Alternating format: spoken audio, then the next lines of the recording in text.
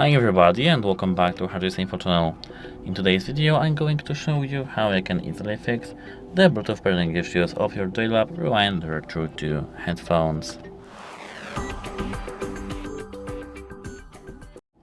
So, the issue is that we have to at first enter settings and then you have to enter Bluetooth over here, both on Android and iPhone of course.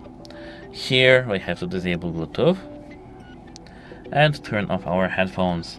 To turn off our headphones, we have to hold the button for 4 seconds. 4 seconds.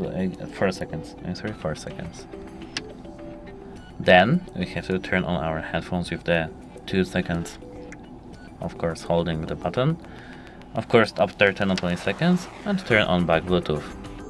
Now they should work. If they don't, you have to do a hard reset. To know how to do a hard reset, check our channel because we have a video for that. And if it didn't work for you, you have to contact the device support because your device may be broken.